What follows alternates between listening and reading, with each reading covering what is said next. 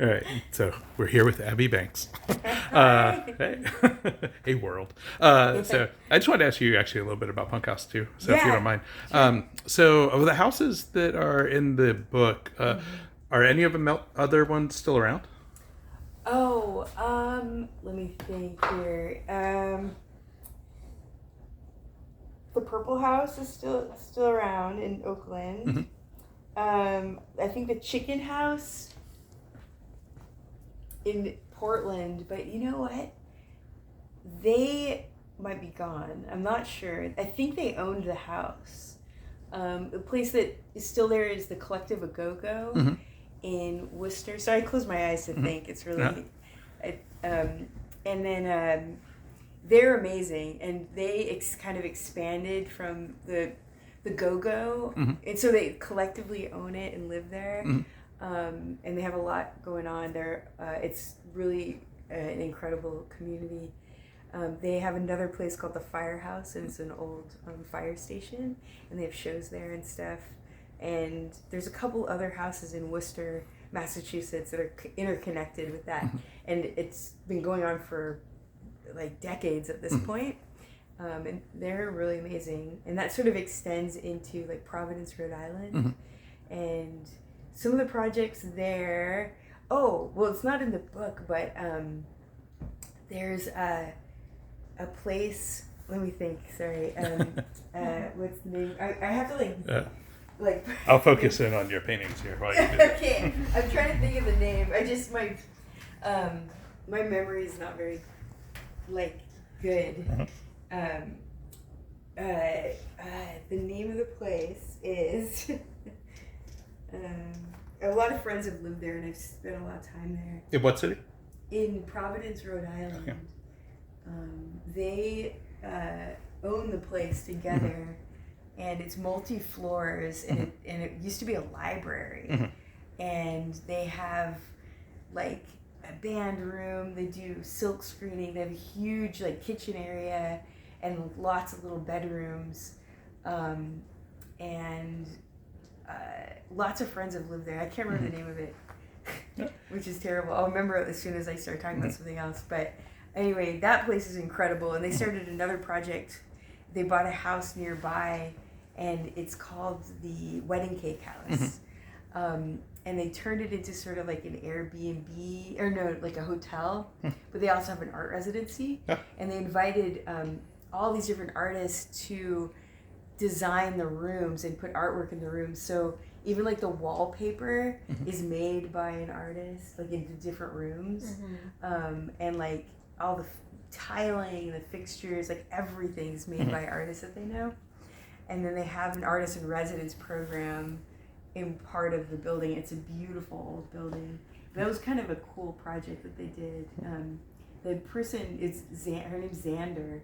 Um, I'll think of the name. I was just hanging out with someone that lives there, and I'm about to go see somebody else that lived there for years, and I've spent time there. But anyway, that place, that to me is like one of like the very, very successful, collectively owned and run spaces in the United States.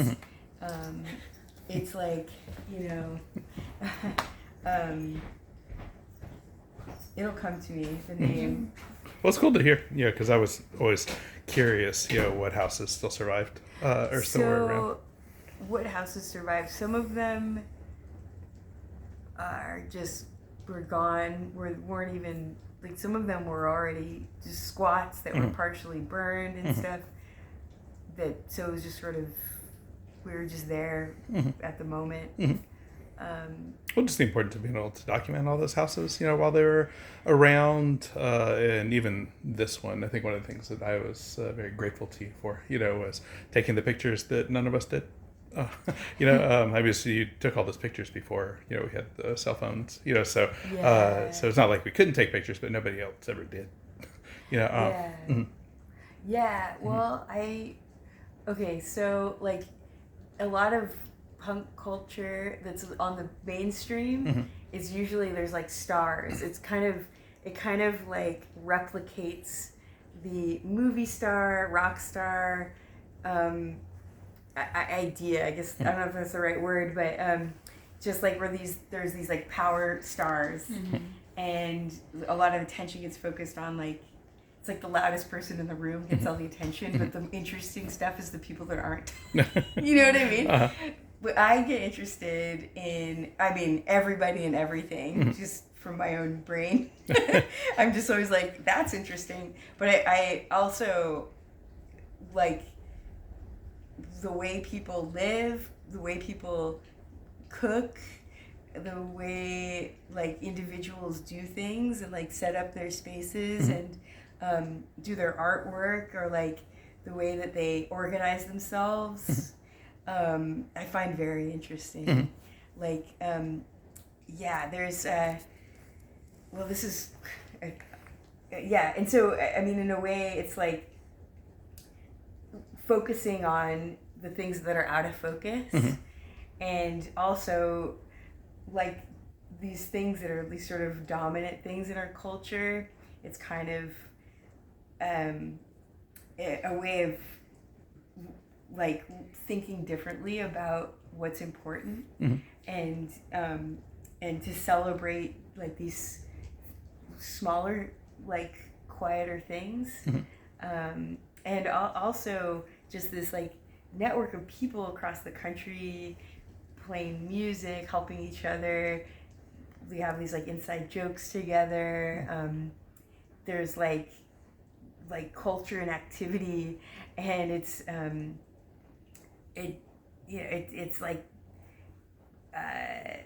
very interesting, and it's just focusing on like one person, or like, you know, these sort of stars, or like, it's like I'm almost saying something bad about like some kind of religious thing, because I'm like not religious, and I'm not into like worshiping one like person, and they are, you know, the all-knowing for us individuals. Like, I don't believe that. I think that people they are complicated, and need to come to ideas themselves and use critical thinking and get lots of information from lots of places. It's like a salad, you know, like you need lots of greens, different kinds of greens, and different fruits and nuts and stuff to be like nourished. That's we don't want to, you know, just eat a potato. Like, we need more substance. You gotta have some chives on that potato. We need chives on that potato, and I want to see how each chive was sliced. That's and the I want to see where it was grown, and, you know, all these details. But anyway, I get interested in that kind of stuff, and I want to bring that. That's like feels meaningful to me, and yeah. I was just thinking about a book that I found relatively recently. It's like a cartoon, and it's it's called Sarah Bremen's Closet, and it's just this woman who has a special closet, and she folds all of her clothes a certain way, and she has a few objects in there, and it's like so particular, and it's become this place that people go visit to look at her closet. And the book was about her whole life, like growing up, and photographs and sort of like collages, and then collecting certain articles of clothing and then folding them and putting in her closet. But it's a real story. It's like she's in New York City, but people just seeing how she organizes her little closet, and I'm like, yeah, I get it. Like, I it sounds crazy, but it's these little things, and just also like growing up, and just like noticing how like how my mother keeps things like on top of a dresser, you know, where she places items, and what items they are, and why she keeps this one thing and not this other thing, or like she has a certain pen that's just like, you know, like a Bic pen, and like a lamp, and then this like weird plastic thing. I'm like, why does she keep the plastic thing? And then and I'll ask her later, like, why do you keep the plastic? She's like, oh, like that's a thing. You pop these little tissues in there. That's what the plastic thing is. And so then it makes it nicer or whatever. You know, whatever. Like these weird. I'm like, oh, now I understand. It's like these weird things, but I guess on the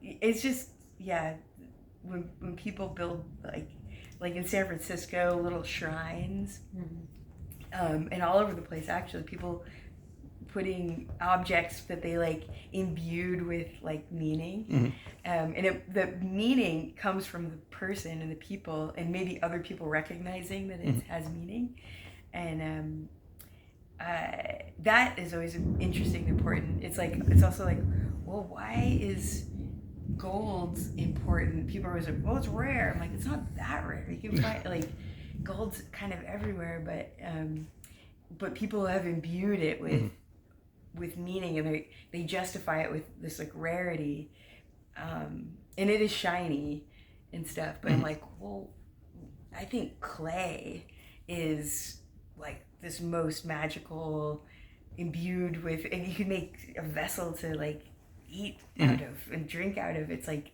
super important, but it's like clay is inexpensive for some reason. And I'm like, okay, I mean, because it's abundant, but I don't know. Anyway, it's just these meanings that human beings imbued into objects and things in our material reality. There's a book called Nina Simone's Gum. Are you familiar with this? No. So there's this. What is his name? So Nick Cave and the Bad Seeds. One of the Bad Seeds is this amazing musician. I'm forgetting his name, but he plays a lot of instruments, and he went to see Nina Simone play. And while she was playing, when she got on stage, she was chewing gum, and she took the gum out and she stuck it on the piano or under the piano, somewhere on the piano, and then she played her show, did her thing, and he got a chance to like go up, and he collected the gum, and no one else was going to collect the gum, but he collected the gum in its exact form, like. And like, and from that, he was like, this is Nina Simone's gum. And he ended up like casting it and then making it into different sculptures and bringing it different places and telling people it's Nina Simone's gum. And he wrote a whole book about imbuing meaning into something that might be an inanimate object and animating it with our imagination, and how people do that with religious relics, and like a lock of hair, but it has some meaning and it has maybe a certain kind of history there's like a story in it, and ultimately it's about like human beings communicating and connecting, and telling a story and having an object that represents an idea or like a story or a connection. And I like all these things. It's a very it adds a richness to being in the world, and noticing and understanding, noticing what other people make and do. When you were taking photos around the country and you saw those shrine type things in different places, certainly, like, did you get folks to tell you to like describe it to you and talk about why they'd set things up a certain way? Did you like elicit that, or were you just sort of documenting what you saw versus like trying to bring out the meaning behind it? Yeah, I think I was interested in those things. And the questions I was asking at the time was more about, like, what bands live here? And how long have you guys lived here? And where does the name come from?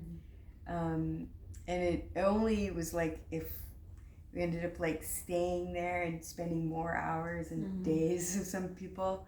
They would tell me more about things they've collected, like where'd you find this skull and TV and like this stuff, and then they would tell me, you know, stories about where it came from, but it wasn't as in depth. Now that I think about it, it's some of the people. I'm trying to think what they were saying about some of the like collections of things. Or maybe it wasn't the focus of that project, so you didn't really get into it, or... No, I think the focus was, it was like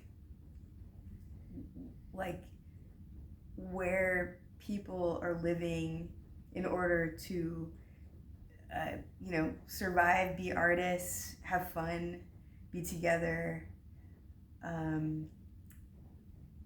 Either they like all, you know, own the house together, or they're just like squatting this place, or, you know, have cheap rent, or they're in school and they have, you know, there's like these different things, but usually there's some sort of music involved, or like politics, like activists, or people that were previously like runaways, or people who had like kind of left certain aspects of society. There'd be like a joke like, he used to work in a corporate office but he dropped out and he lives with us now, or things like that, like people that were like not wanting to participate in the dominant society, and trying to figure out ways to do that.